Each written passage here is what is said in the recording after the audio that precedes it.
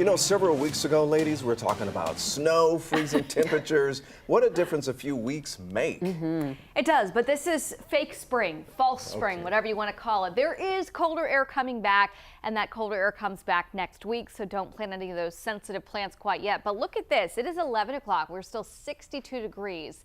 That is more than 5 degrees above our average high temperature this time of year. And all across the southeast, we have this warm spring-like air on top of us. The cold air is bottled up across the northern plains.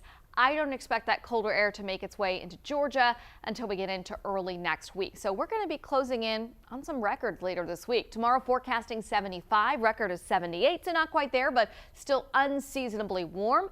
Wednesday, we'll knock it down a few degrees. We'll call it cooler or just less warm outside. 70, record high for that day is 76, and then Thursday forecasting 74. That would break our record from 1999 of 73. So it's going to be a very warm week, but what will change throughout the week is the cloud cover and the chance of some showers. So will be some rain chances coming in, but none of the days look very robust or widespread. More in that nuisance category where a couple of us get rain, a lot of us do not. Now, first thing tomorrow morning, a little bit of cloud cover coming in. First thing tomorrow with an incoming front.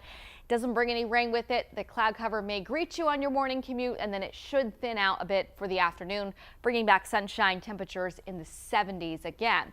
By Wednesday, here's a little bit of a pattern shift. See all the clouds building in. We've got a little northeast breeze on Wednesday, keeping us cooler with clouds. And by the afternoon, about a 20% chance of some showers out there. That shower chance and coverage will increase a bit by Wednesday evening and overnight. But even in this forecast run, you can see a lot of us will not get any of that rainfall. But why do we see the difference? It's that northeast wind flow, that cooler wedge of air that builds in Wednesday, knocking us back a few degrees from how warm we're going to be tomorrow. And then after we get past Wednesday, we're going right back up the roller coaster again for the rest of the week.